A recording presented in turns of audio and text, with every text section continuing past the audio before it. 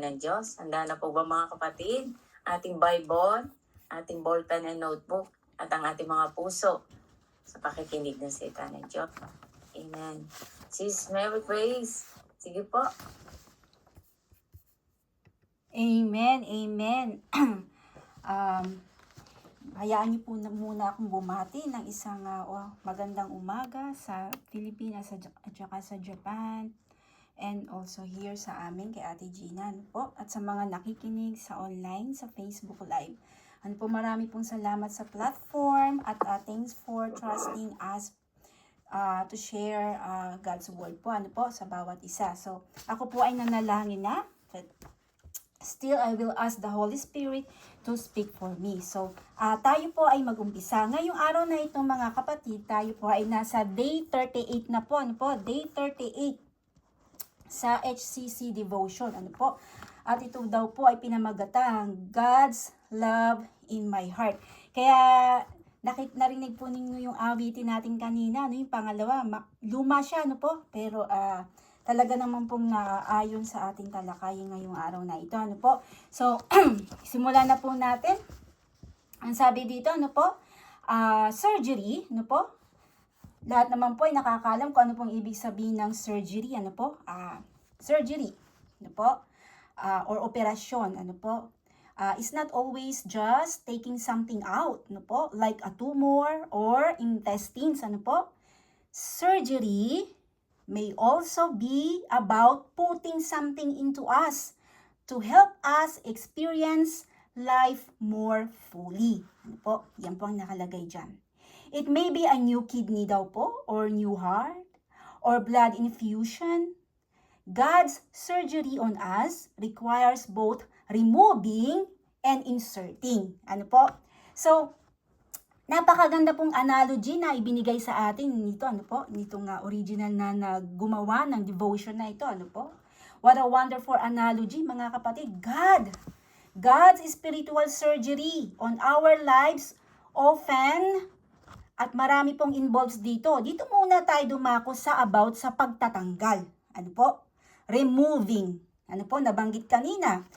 Surgery is about removing and inserting, hindi po ba? So, bibigyan ko po kayo ng tatlo na about sa removing, Ang nakalagay dito, sin and impurities. Number 1, about sa removing, sin and impurities. Ang sabi dito, removing the old, hurtful patterns and habits that hold us back. Tinatanggal yan, lahat ng mga masasamang habits natin, And number 2, sabi dito, fears and doubts. Tinatanggal din po yan sa atin. Removing, like for example, the lies, the misconceptions that hinder our faith. Amen? So, dumako tayo sa number 3. Sa removing pa rin, mga kapatid, ang sabi dito, selfishness and, pride. Ang sabi dito, removing the ego. Yan, yung may mga egotism dyan. Tayo misa meron tayo yan. And self-centeredness that block our relationship with our dear God. Ang ganda po, So, dumako tayo sa inserting naman, Yung mga bagay na inilalagay or ilalagay sa atin ng Panginoon Diyos to get better sa kanyang pamantayan. So, number 1, ang sabi dito, love and compassion. Ayan, love and compassion. Infusing us with God's love and empathy for others. Ayan, kasi ganyan ang mga katangian ng ating Panginoon Diyos. Kaya ganyan ang inilalagay niya sa ating puso. And number 2, faith and trust. Pinakamahalaga rin po ito, Strengthening our trust sa ating Panginoon Diyos, sa kanyang kabutihan and His sovereignty. Amen? Number 3, last ito, sa inserting, hope and purpose.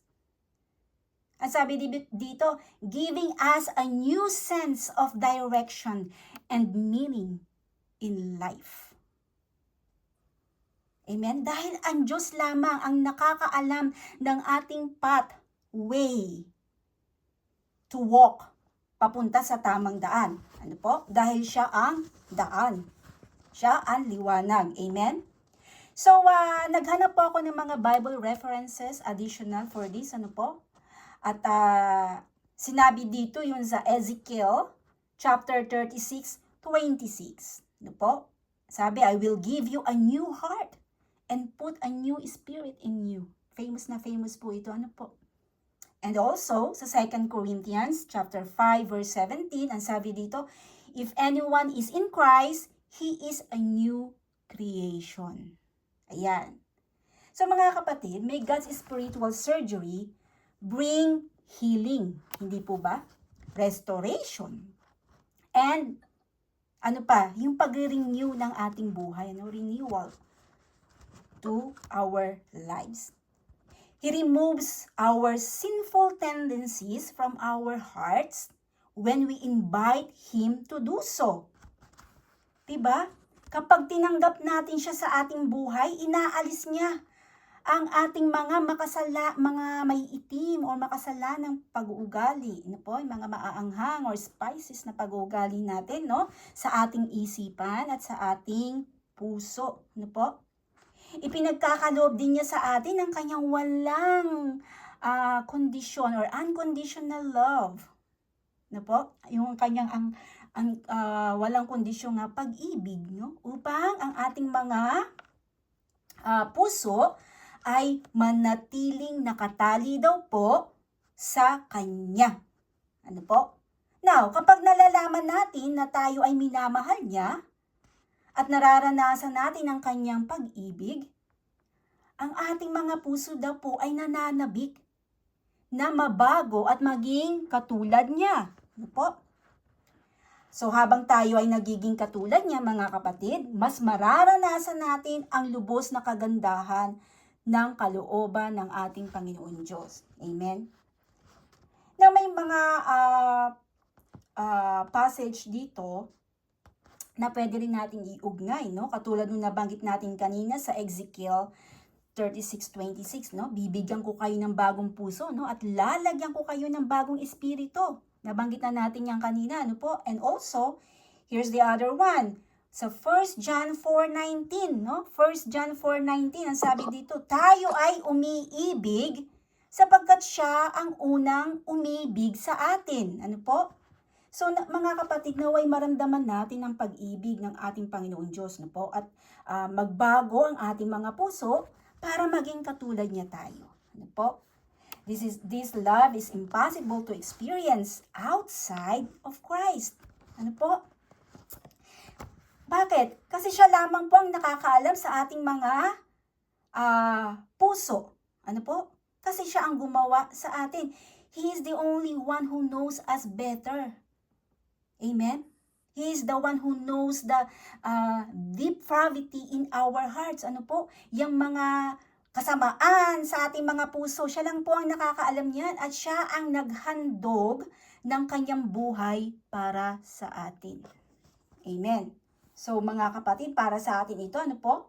Yung mga passage na nabanggit dito, ito ay nagpapaalala sa atin ng kahalagahan ng relasyon natin sa ating Panginoong Hesukristo, ano po? At ng kanyang pag-ibig towards us, ano po? Now, dumako tayo sa susunod na aralin. Tingnan natin sa John 3:16, di ba? Dito natin makikita yung malaking ebidensya na tayo ay mahal na mahal ng ating Panginoon Diyos. Sabi nga sa John 3:16, di ba? Sapagkat gayon na lamang ang pag-ibig ng Diyos sa mundo, kaya ibinigay niya ang kanyang nag-iisang banal na anak, na bugtong na anak. Ano po? Para sa atin, para magkaroon tayo ng kaligtasan. Ganon din po sa Galatians chapter 2 verse 20. Ang sabi doon, ako ay nabuhay. Ngunit hindi na ako ang nabubuhay, kundi si Kristo ang nabubuhay sa akin. Bakit ito sinabi? Kasi nga, tayo ay na kay Kristo na. tayo ay tinubos na ng ating Panginoong Hesukristo. Hinugasan na niya ang ating mga kasalanan. Amen? Kaya dapat lamang na tayo ay mabuhay ng kay Kristo na. Hindi na tayo namumuhay ng sa atin, no? Yung pagiging ano pa rin natin, selfish pa rin natin. At, ano po, kasi ipinamumuhay na natin ang naayon sa kanyang kagustuhan. So, He is the one who opens His arms again and again, no? Saying that, come to me. I love you. Experience my love. It will forever change you. Ano po? Ang kanyang pag-ibig ay talaga namang nagpapatunay na tayo ay pwedeng niyang gamitin sa kanyang ikalulugod. Ano po? Makapagbabago sa atin ng kanyang makapangyarihang salita. Ano po? Jesus forgives fully without looking back. No, He's not lashing out like us. Hindi katulad natin kapag may nagawa sa atin ng mga tao, we love to lash out everything that they did. Ano po? Ang yabang pa natin. Ganyan po ako sa mama ko. Ano po? And it didn't work out. So, ano po sabi dito? He loves extravagantly without requiring it in return. Ano po, tayo ay kabaligtaran ng sa atin, ano? Pero sa Panginoon, no, hindi yan naghihintay ng kapalit. Ano po? Talagang ibinibigay niya ng buong puso ang kanyang pagmamahal sa atin, ano? He showers grace on us when we deserve judgment. Ano po? Naalala niyo po ba yung kanta ng Beatles? Ano po? Kanta ng Beatles kasi ito, sino po nakakaalam ng lyrics na ito, ano? Nakalimutan ko po kasi siyang i-search kahapon pero ang lyrics dito is, all you need is love, love, love is all you need. Ano? Hindi ko kasi alam yung, yung melody na yan. No? Baka may nakakaalam sa inyo. Ano po?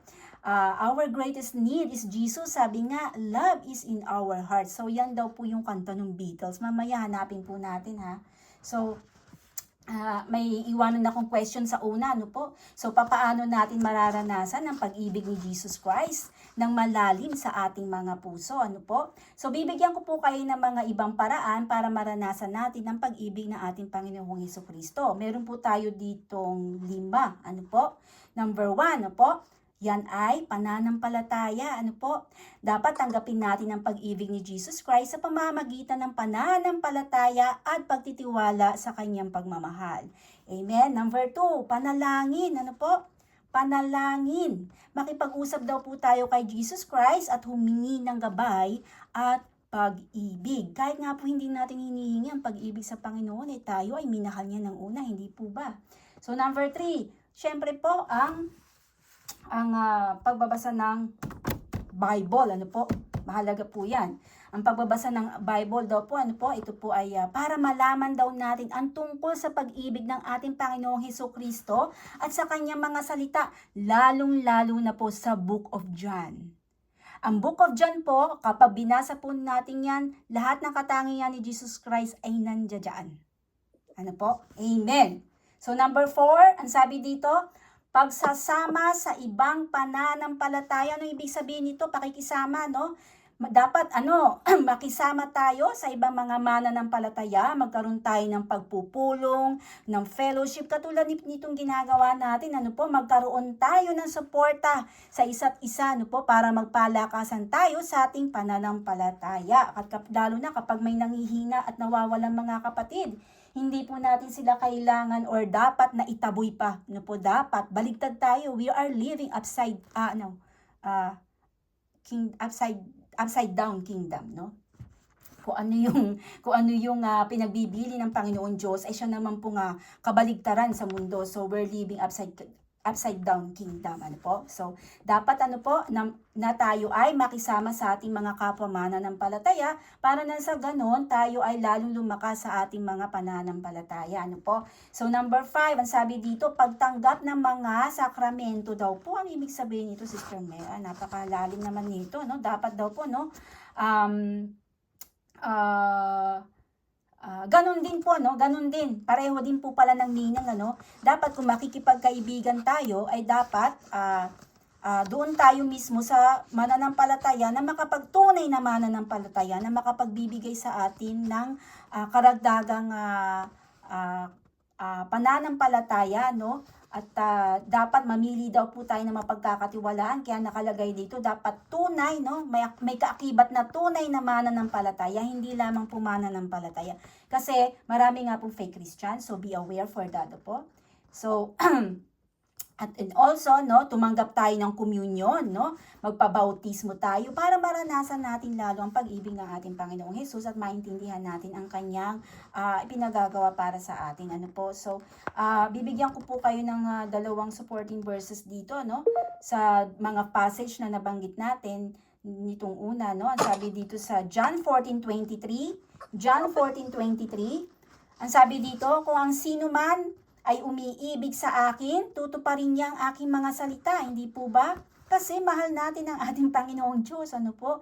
At ang aking Ama ay iibigin niya at kami ay mananahan sa Kanya. Yan ang sabi sa John 14:23. Tingnan naman natin sa Romans 5:8, no po? Ang sabi sa Romans 5:8, mga kapatid, ano?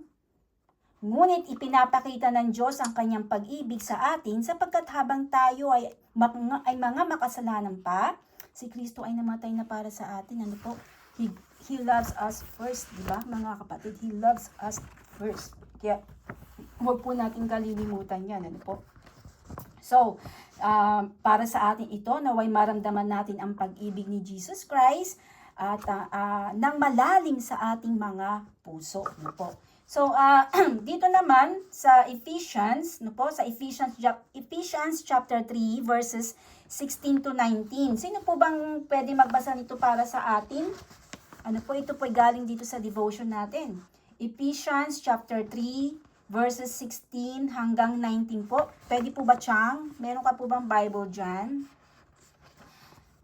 Pwede po ba ikaw magbasa?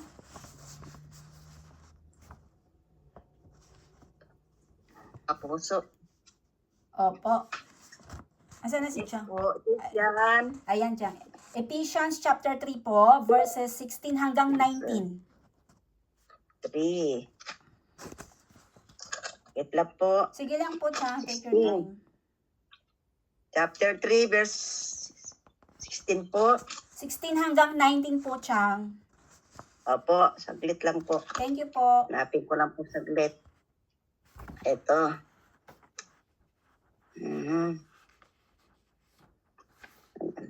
Ito po. Si NBB po ito. Okay lang po. Efeso chapter 3 verse 16 hanggang 19. Dinadalangin kong sa pamamagitan ng kanyang espiritu ay palakasin niya ang inyong buhay espiritual ayon sa kanyang kayamanan at kadakilaan. 17. Naway manatili si Kristo sa inyong mga puso sa pamamagitan ng inyong pananalig. Dalangin ko na ang pag-ibig ang maging ugat at pundasyon sa lahat ng inyong gawain. 18. Upang inyong lubusan, maunawaan, kasama ng mga hinirang ng Diyos, kung gaano kalawak, kahaba, kataas, kalalim ang kanyang pag-ibig. Po sa 19.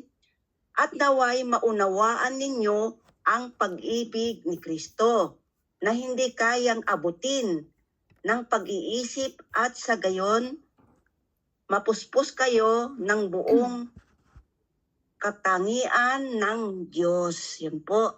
Amen. Thank you po, Pastor Tuloy. Thank you po, Chang Emily. Ano po? Maraming salamat po. Narinig naman natin yung napakahabang passage na ito. Alam niyo po ba mga kapatid, ito po ay isang panalangin ni Apostle Paul sa iglesia ng Efeso. Ano po? Ito po ay punong-puno ng katotohanang espiritual na kapag naunawaan daw po natin ay maaaring magbago ang ating mga puso, isipan, magpakailanman. Ano po? Kaya naman po ito nga panalangin din ni meron din ditong panalangin si Apostle Paul sa Ephesians chapter 3 verses 14 hanggang 21, no? Ito daw po ay isang makapangyarihang example ng pagmamahal at pagtitiwala sa Diyos, ano po, So, naway bigyan daw tayo, sabi dito, naway bigyan tayo ng Diyos ng karunungan at pag-unawa upang maunawaan natin ang kanyang salita at mabago ang ating mga puso at ang ating isipan. Yan po yung panalangin ni Apostol Paul sa Ephesians din po, chapter 3, verses 14 hanggang 21. Ano po? So, ang sabi dito, balik tayo sa Bible na nagbigay ng devotions. Ano po? Sabi dito, God wants us to be strengthened by His Spirit. Ano po? Who lives inside us, to understand the depth of Christ's love for us fully. So mga kapatid, ang Espiritu, no, ang Espiritu ay tutulong sa atin, yung Holy Spirit na ibinigay sa atin ni Jesus Christ, no, bago siya bumalik sa langit, ano, yung regalo sa atin. So si Holy Spirit ang tutulong sa atin na maranasan ang pag-ibig ni Jesus Christ sa isang paraan na lagpas pa sa pangunawa at kakayahan ng tao. Ano po? Hindi natin ito kayang ilarawan ng yung exactly, no po? Kaya ang kanyang pag-ibig po mga kapatid ay sumasakop po ito sa lahat. Ano po? At patuloy daw po itong dumadaloy at laging naroroon na kasama natin kahit na ano man ang ating gawin. So mga kapatid, para sa atin ito, ang pag-ibig ng Diyos ay tunay at makapangyarihan at nakapagbabago po ito ng buhay. So naway maramdaman daw po natin ang kanyang pag-ibig ng malalim sa ating mga puso. So balik ulit tayo dito sa may devotional, ano? Sa kanilang words to, sabi dito, though our hearts are deceitful, the Holy Spirit can bring us hope by pouring God's unconditional love into our hearts. We are forgiven, we are chosen, we have given grace and mercy. He has a plan for our lives. So mga kapatid, kapag nararanasan natin ang pag-ibig ng Diyos, ano po? Ang ating focus ay tanging sa Kanya lang dapat. Ano po? Focus on Him at ang ating mga makasalanang pag-uugali or kalikasan, no po, ay dapat hindi na tayo ang kumukontrol no po, dapat ibigay natin lahat sa Panginoon Diyos, and then Lord will work for us. Ang pag-ibig ni Jesus Christ ay nagbabago sa ating mga puso, paulit-ulit natin yung nababanggit, ano po, mula sa loob papalabas, no po, inside out, no po. So kaya naman po, inaanyayaan ko po kayo sa atin din po, sa akin din po, na nagsasalita ngayon, na magpahinga tayo sa kanyang pag-ibig, sa pag-ibig na meron ng ating Panginoon Diyos. Ano po? Maraming ibinigay dito sa Bible na reference or supporting verses, originally sa may apps. So sa Romans chapter 5 verse 5, ano po? Romans chapter 5 verse 5. I think I have in here. So babasahin ko dito, Romans chapter 5 verse 5.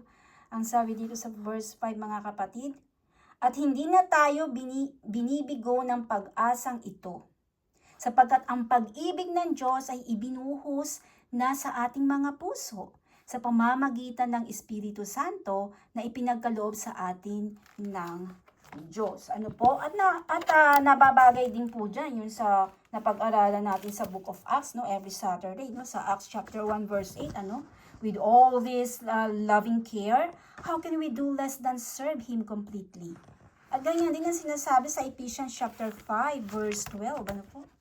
Sa Ephesians chapter 5 verse 12, tingnan nga natin saglit, kung ano yung nakalagay doon. Sabi dito, Ephesians chapter 5 verse 12, tama ba yun? Verse 2 pala, verse 2, ang sabi dito, mamuhay kayong puno ng pag-ibig, tulad ni Kristo. Dahil sa kanyang pag-ibig sa atin, inialay niya ang kanyang buhay bilang mabangong alay at handog sa Diyos. Ano po? Yan ang sinasabi sa Ephesians chapter 5 verse 2, mga kapatid. So, hayaan niyo po akong basahin yung mga original na sa 14 verses dito at tayo ay matatapos na. Ano po?